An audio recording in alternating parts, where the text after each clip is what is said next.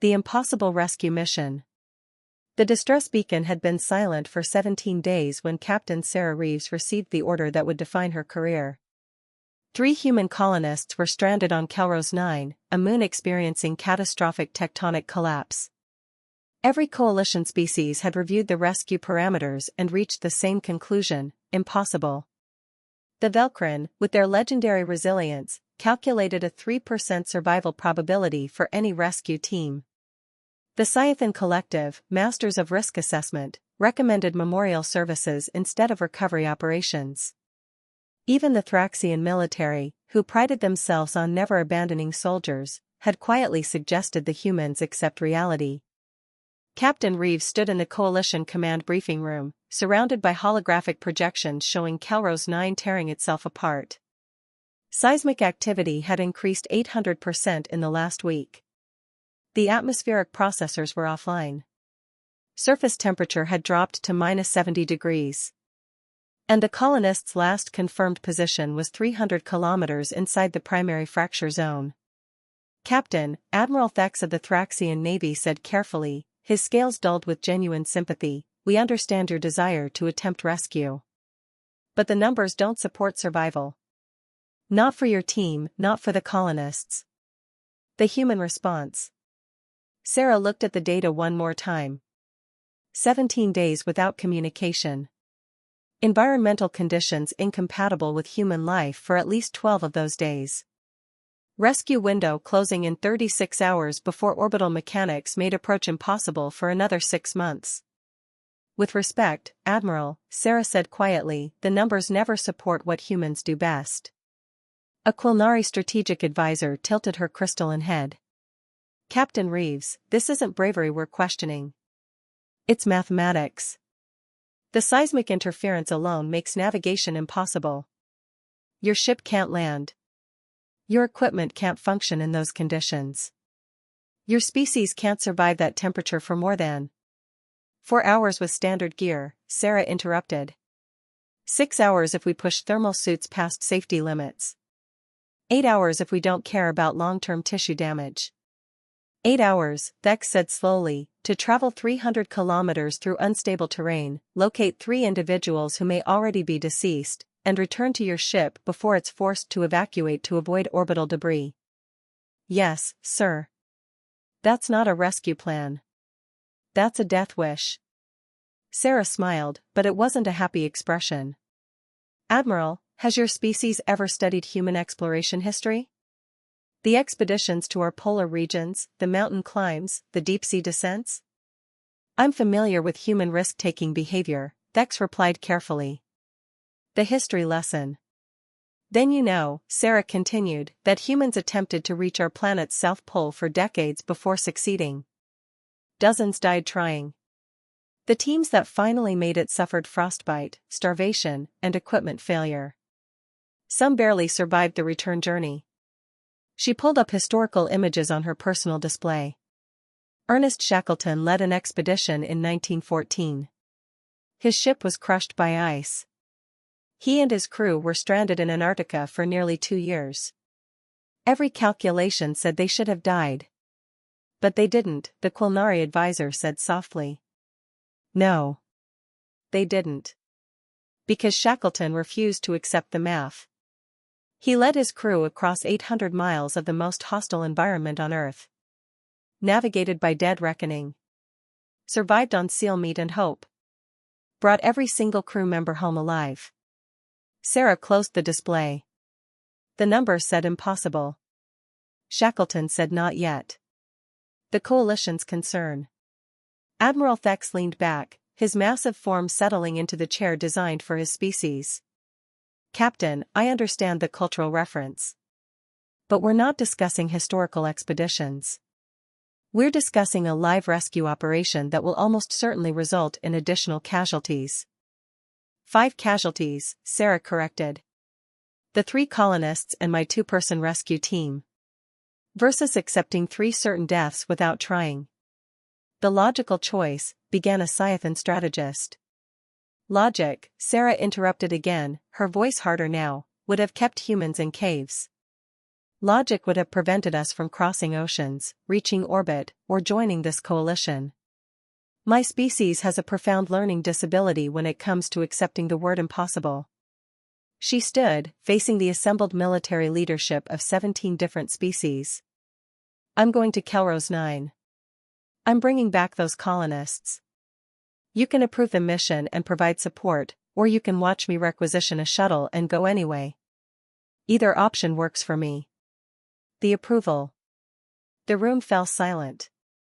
Species that had evolved on paradise worlds looked at the human captain like she was speaking an incomprehensible language. Which, in a sense, she was. Admiral Thex clicked his mandibles twice, a Thraxian gesture of resigned respect. If we approve this mission, you'll need to sign liability waivers that. Already signed them, Sarah said, forwarding the documents. 17 pages acknowledging that I understand the risks, accept personal responsibility for outcomes, and waive the coalition's obligation to attempt secondary rescue if my team becomes stranded. The Quilnari advisor's structure flickered. You prepared legal documentation before requesting approval? Ma'am, I prepared legal documentation while the distress beacon was still active. I knew this conversation was coming. Thex studied the human captain for a long moment. Why? Why risk everything for 3 people who are statistically dead already? Sarah's expression softened slightly. Because if I were down there, cold and scared and watching my air supply run out, I'd want to believe someone was coming. That someone refused to do the math and decided hope was worth more than probability. She paused. And because we're human. Giving up isn't something we do well. The preparation. The coalition approved the mission with conditions that read like a casualty report written in advance. Sarah's team consisted of herself and Lieutenant Marcus Chen, a survival specialist who'd grown up in Earth's Arctic regions. Their ship, the Determination, named with typical human optimism, was modified for atmospheric penetration but couldn't land in the fracture zone. They had 36 hours. The plan was simple in concept, suicidal in execution. Drop to low orbit, deploy in thermal suits rated for extreme environments, navigate 300 kilometers of collapsing terrain, locate colonists, extract to a stable zone, and hope the ship could retrieve them before the moon tore itself apart. The seismic sensors are showing magnitude 7 earthquakes every 40 minutes, Marcus said, reviewing the data during their approach. The ground literally won't stay still. Then we move during the stable periods, Sarah replied, already calculating windows between seismic events. Stable is relative. We're talking about 30-second intervals where you might not fall into a new fissure. 30 seconds is plenty of time to run. Marcus laughed, but it was the kind of laugh people used when they knew they were doing something monumentally stupid and had decided to embrace it. Captain, when we pull this off, and I say when because saying if feels like bad luck, every species in the coalition is going to recalibrate their assessment of human stupidity. Good, Sarah said. Let them recalibrate. Maybe they'll finally understand that human stupidity looks a lot like human determination from the right angle. The descent. The Determination shuddered as it penetrated Kelrose 9's atmosphere. The descent was controlled chaos, atmospheric turbulence from tectonic activity, debris clouds from surface collapses, and electromagnetic interference that made navigation feel like flying blind. Sarah piloted manually, trusting instinct over instruments that couldn't agree on where the ground was. Marcus called out altitude readings that updated too slowly to be reliable. The ship's AI offered helpful suggestions like recommend immediate abort and collision probability exceeds acceptable parameters. Override safety protocols, Sarah commanded. Override requires command authorization, the AI responded. Authorization Reeves Alpha 7. We're not aborting. The AI paused for what felt like a digital sigh. Override accepted. For the record, this constitutes a violation of. Noted. How far to the drop zone? 15 kilometers. Current approach vector will place you 3.2 kilometers from optimal deployment position due to atmospheric interference. Close enough. Sarah keyed the intercom.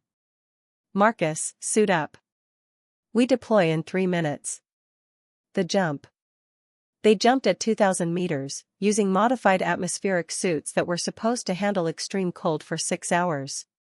Sarah had pushed the thermal systems to maximum, knowing they might get 8 hours if they were lucky, and didn't mind permanent nerve damage in their extremities. The fall through Kelrose 9's atmosphere was like descending into hell's freezer. Temperature readouts dropped so fast they seemed broken.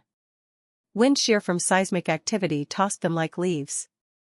Sarah's heads-up display flickered, struggling to maintain coherence through electromagnetic interference.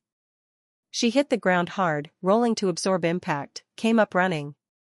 Marcus landed 30 meters away, already moving toward their rally point. The ground beneath them trembled constantly, a low vibration that promised violence. "Suits functional?" Sarah called over the comm. "Functional is a strong word. I'm not dead, if that's what you're asking." "Good enough. Colonist beacon is 287 kilometers northeast. We've got 7 hours of suit time. That's cutting it incredibly close." "I know. Start running." The marathon. They ran. Not the careful, measured pace of trained soldiers conserving energy, but the desperate sprint of people racing against impossible odds. The ground shook beneath them. Fissures opened randomly, forcing detours that added precious kilometers to their journey. 3 hours in, Sarah's right leg began going numb. Thermal system degradation, too much stress on the suit's heating elements. She ignored it and kept running. Marcus's breathing over the comm had taken on the harsh rasp of someone pushing past physical limits. "Talk to me," Sarah said, needing to hear another human voice. "About what?" "Anything. Keep your mind active." Marcus was quiet for several steps. "I'm thinking about my grandmother. She was a marathon runner. Did her first one at 60, last one at 83. Always said the trick wasn't having the strongest legs, it was having the most stubborn mind. Smart woman. She also said anyone who runs toward danger instead of away from it has a few screws loose." Sarah laughed, breath forming frost crystals in her helmet. "She'd probably be right about us." 4 hours in, they found the first colonist. The first survivor. Dr. Elena Vasquez was barely conscious, huddled in what remained of a research shelter. The structure had collapsed around her, creating a pocket of relatively stable space. Her thermal suit was damaged, running on backup power that should have failed days ago. "You came," Elena whispered, her voice barely audible. "The calculations said no one would come." "We don't pay attention to calculations," Sarah said, already assessing Elena's condition. "Severe hypothermia, possible frostbite, but alive. Impossibly, stubbornly alive."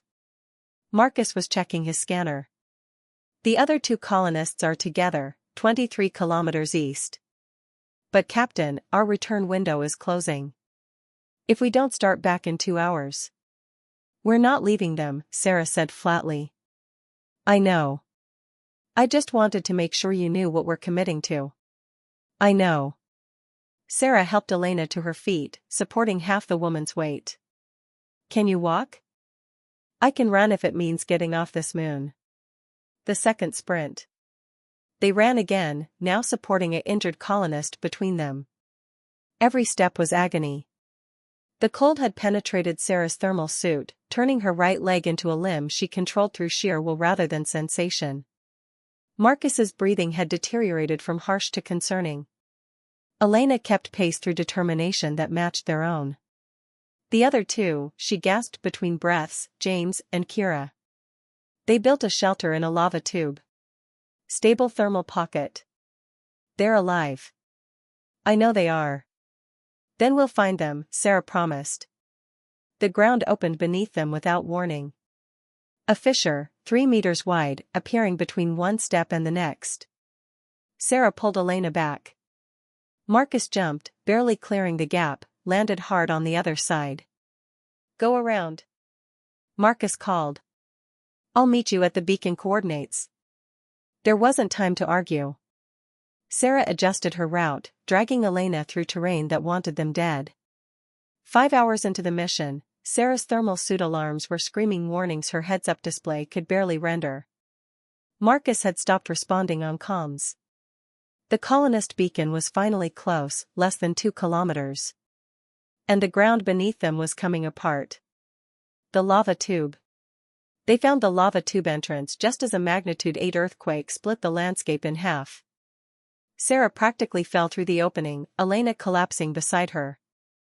The temperature inside was -30, tropical compared to the surface. 2 figures emerged from the darkness.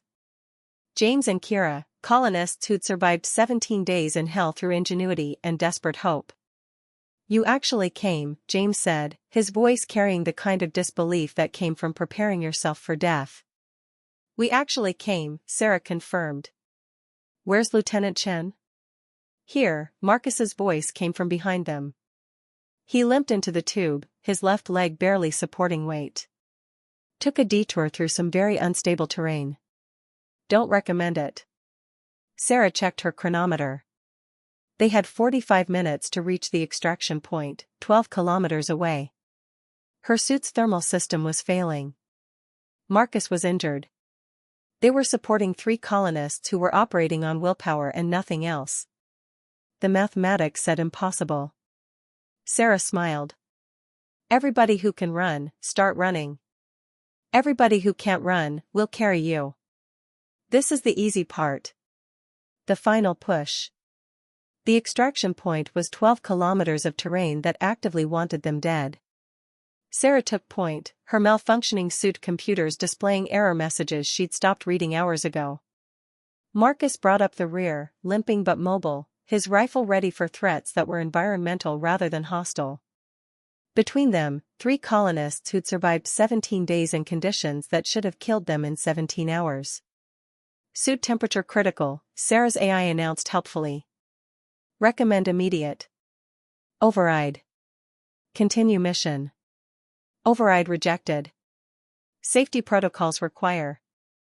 Computer, if you tell me to abort one more time, I'm going to manually shut you down and navigate by compass. Are we clear?" The AI went silent for 3 seconds. "Override accepted.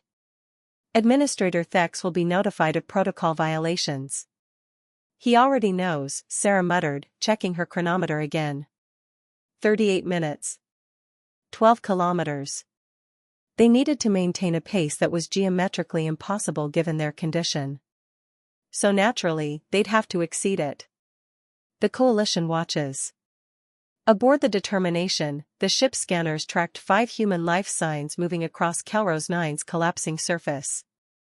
In the Coalition Command Center, 17 species watched the same data stream in silence that felt more like prayer than observation. Admiral Thex stood before the main display, his massive form absolutely still. "They're not going to make it." The Quilnari advisor had stopped running probability calculations 20 minutes ago.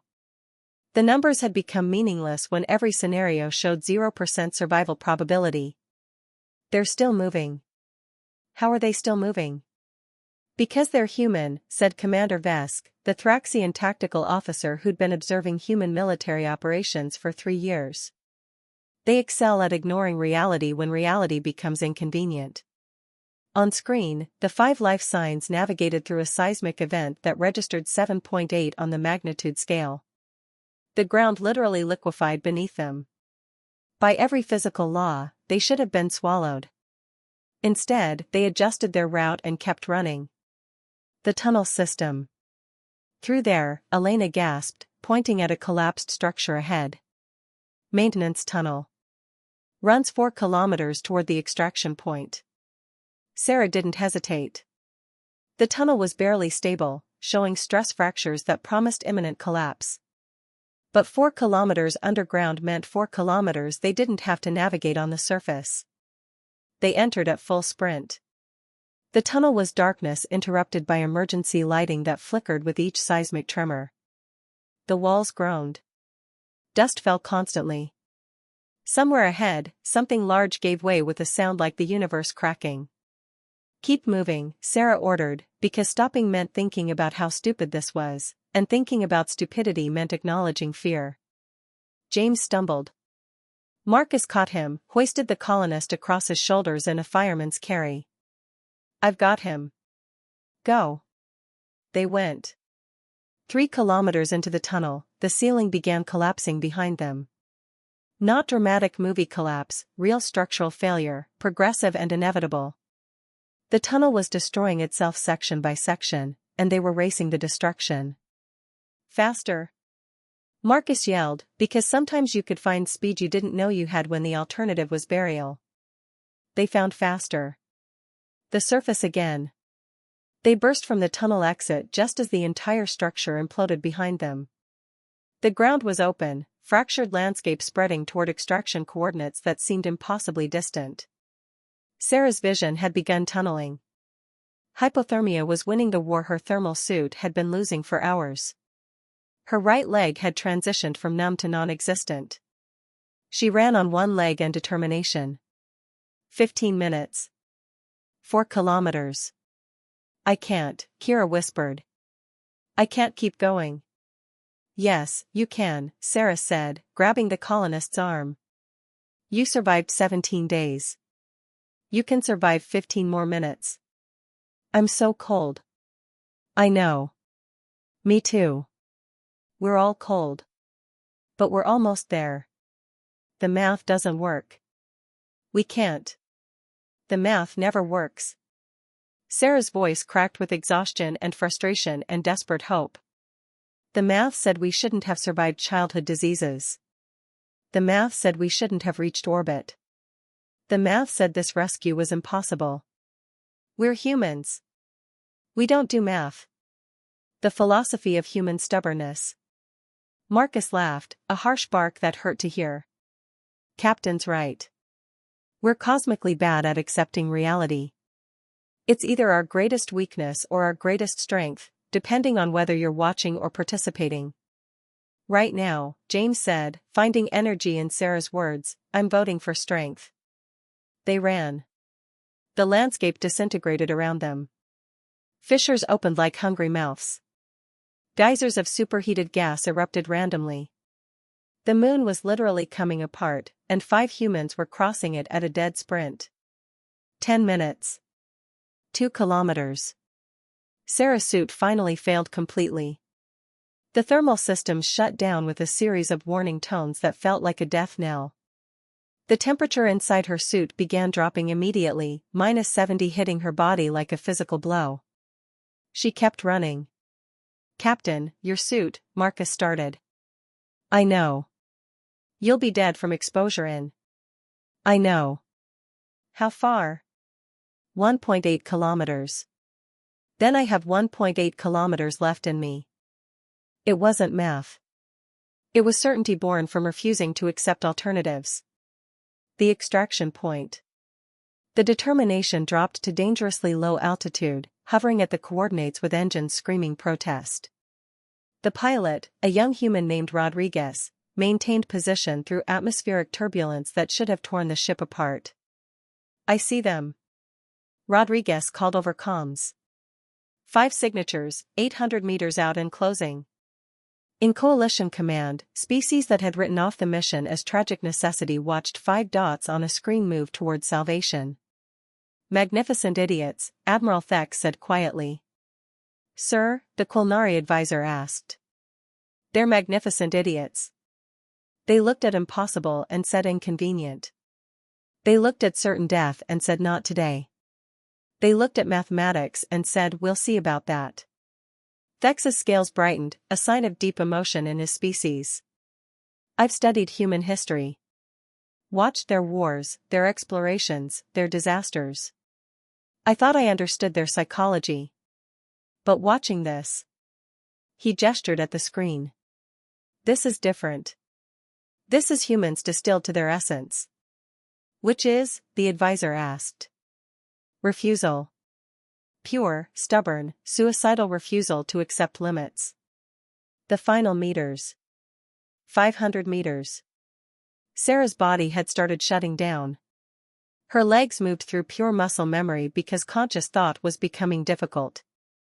She couldn't feel her feet. Her hands were claws. Her vision had narrowed to a tunnel showing only what was directly ahead. Marcus was carrying James again. Elena was supporting Kira. They moved as a unit, bound together by shared determination. 300 meters. The ground opened beneath them. A fissure, 5 meters wide, splitting directly across their path. The extraction point was on the other side. Jump! Sarah screamed, finding voice from somewhere. They jumped. Elena and Kira cleared it by centimeters. Marcus, carrying James's weight, nearly didn't make it. His boots hit the edge, started to slip back. James rolled off his shoulders, grabbing Marcus's arm, pulling him forward. Sarah was last. Her dead leg couldn't generate enough power. She launched herself anyway, arms extended, knowing she wouldn't make it. Marcus caught her wrist. The impact nearly pulled him back into the fissure. James grabbed Marcus. Elena and Kira grabbed James. A human chain, held together by grip strength and mutual refusal to let go. They pulled Sarah up. Move! Marcus roared. They moved. The pickup. The Determination's cargo bay was open, ramp extended, hovering 2 meters above ground that wouldn't stop shaking. Rodriguez held position through seismic activity that sent the ship's structure groaning. 30 seconds. Rodriguez called. Then we have to pull up or we're joining you. Sarah hit the ramp first, pulled herself inside through strength she didn't have. Marcus threw James onto the ramp. Elena and Kira climbed together. Marcus was last, diving forward as the ground beneath his feet opened into void. Go! Sarah screamed into the calm. Go, go, go! The Determination pulled up hard. The ramp closed. The ship punched through atmosphere with engines overheating, but they were clear. They were flying. They were alive. In the cargo bay, 5 humans collapsed into a pile of shaking limbs and frost-covered suits. Did we? James started. We made it, Sarah confirmed, her voice barely working. We actually made it. Marcus started laughing. Then Elena joined him. Then Kira. Then James. Then Sarah. Laughter that was half hysteria, half triumph, completely human. They'd done the impossible because no one had properly explained that impossible wasn't a suggestion. The aftermath. The medical bay of Coalition Station 7 was designed to handle dozens of species' physiological needs. The human section was currently treating 5 cases of severe hypothermia, multiple instances of frostbite, and what the doctors kept calling physiological trauma inconsistent with survival. Sarah lay in a recovery bed, her extremities wrapped in regenerative bandages, while Admiral Thek stood at the foot reviewing medical reports that read like horror stories.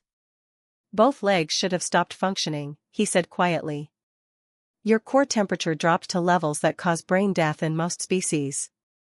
You operated for 30 minutes with suit failure that should have killed you in 5. Is there a question in there, Admiral? Sarah asked. How? Thek set down the datapad. I've read your species exploration history. I've studied your military operations. I understand human endurance theoretically. But watching it in practice. He paused. How do you keep going when your body has already quit? Sarah was quiet for a moment, staring at the ceiling. You know what the worst part of those 17 days must have been for the colonists? Not the cold or the hunger or the darkness. It was wondering if anyone was coming. If anyone cared enough to try. She looked at Thex. We came because giving up would mean accepting that those 3 people weren't worth the risk. And humans don't calculate worth that way. We don't do cost-benefit analysis on whether someone deserves rescue. We just refuse to leave people behind. The Coalition understanding. Over the next weeks, as Sarah and her team recovered, something shifted in how Coalition species viewed humanity. It wasn't fear or respect or admiration. It was something more fundamental, understanding. The Velcrin military updated their threat assessment protocols. Not because humans were dangerous in combat, but because humans refused to acknowledge danger at all. The Scythian collective added new variables to their probability matrices. Human involvement became a factor that skewed every calculation toward unlikely outcomes. The culinary philosophers wrote papers about species that evolved not through physical superiority but through psychological refusal to accept limitation. Admiral Thex requested permanent human liaisons for every major coalition military operation. His reasoning was blunt: when missions become impossible, we need someone who doesn't understand what that word means. The recognition. 3 months later, Sarah stood before the coalition assembly receiving the Star of Impossible Valor, an award created specifically for her team because no existing military honor properly described what they'd done.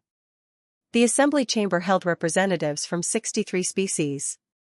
All of them had watched the rescue footage. All of them had reviewed the data showing how statistically impossible the success had been.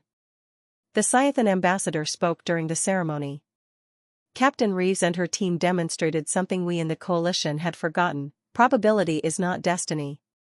Mathematics describes the universe, but it does not control it. Sentient beings can choose to rewrite the numbers through willpower alone.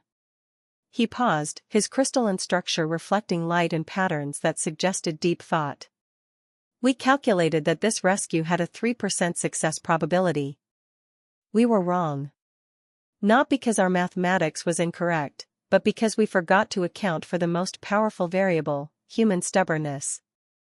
The chamber applauded, a dozen different species expressing approval in ways that ranged from clicking mandibles to harmonic resonance. The legacy.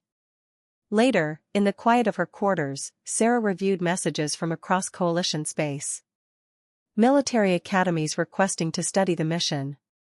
Scientific institutions wanting to document human endurance limits. Philosophers asking about the nature of determination. One message stood out. It was from a Velcrin cadet at the Coalition Academy. Captain Reeves, I am studying human history as part of my tactical training. I have learned about your species' Antarctic expeditions, your mountain climbs, your deep space explorations. All of them share a common thread: humans attempting what logic says they cannot achieve. I have a question: do humans genuinely not understand mathematics? Or do you understand it perfectly and simply choose to disagree? I need to know because I am learning that the most dangerous opponent is not the one with superior weapons or numbers. It is the opponent who refuses to lose even when losing is certain. Sarah smiled and composed her response. Cadet, we understand mathematics perfectly. We know the odds. We calculate the probabilities. We review the data showing why things can't be done. Then we do them anyway. Not because we're stupid or suicidal or cosmically arrogant.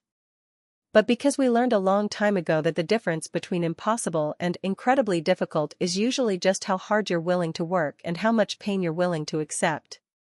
The universe sets limits. Physics defines boundaries. Mathematics describes reality. And humans say, that's interesting. Let's see what happens if we ignore that. Sometimes we fail. Sometimes we die trying. But sometimes, just sometimes, we succeed in ways that rewrite what everyone thought was possible. That's not a tactical advantage.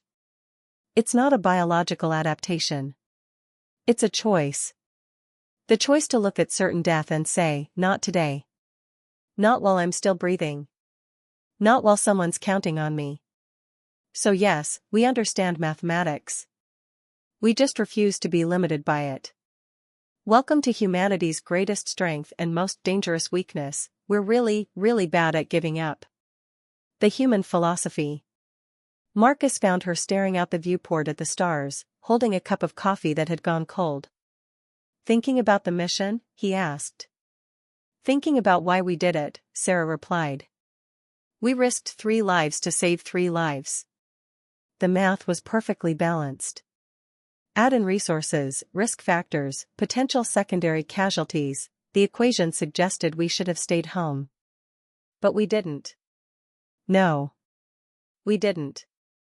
Sarah sipped her cold coffee without noticing. Every species in the coalition runs similar calculations. They weigh risk versus reward. They determine acceptable losses. They make logical choices. And humans? Sarah smiled. We decide that some things are worth doing regardless of what the numbers say. That some people are worth saving even when saving them is stupid. That hope is valuable even when hope is irrational. She turned from the viewport. Marcus, do you regret it? Going to Kelrose 9? Not for a second. Even though we almost died? Especially because we almost died. Marcus joined her at the viewport. Because now everyone knows. When humans tell you they'll come for you, they mean it. Not if it's convenient. Not if the odds are good. They'll just come. Period. That's going to change how other species interact with us. Good. Let them learn what Earth taught us millennia ago: humans don't quit. We don't surrender. We don't accept the word impossible. We just lower our heads, grit our teeth, and push through until physics or death finally stops us. Sarah raised her cold coffee in a mock toast. To human stubbornness. May it continue confusing the galaxy for centuries to come. Marcus laughed. They're going to study us like we're some kind of bizarre mathematical anomaly. Let them study. Maybe they'll figure out what we've known all along. Which is?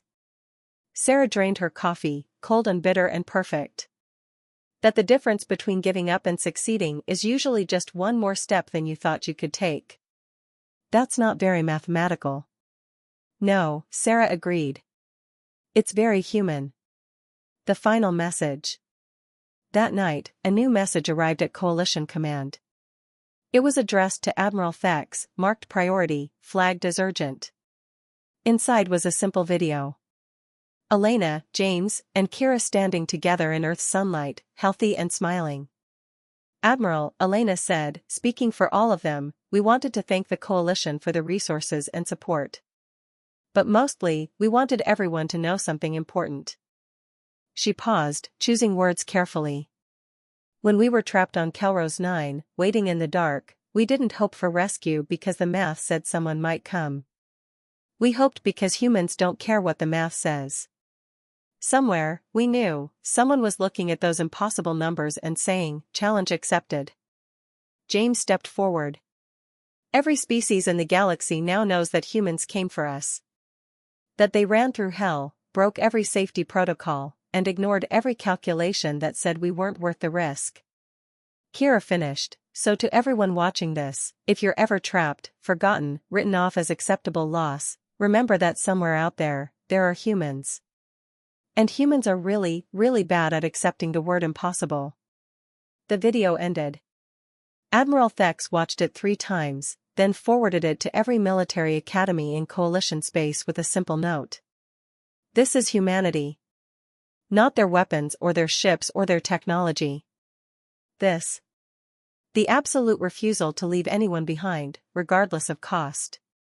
Study it. Learn from it. And pray you never have to fight against it. The note was filed under Critical Strategic Assessment, Human Psychological Warfare. But everyone who read it knew it wasn't about warfare. It was about what happened when a species evolved not through physical dominance or technological superiority, but through sheer, stubborn determination to survive against odds that would have killed anyone else. The galaxy had learned a valuable lesson: never bet against human stubbornness. Because humans don't understand probability. They just refuse to accept it.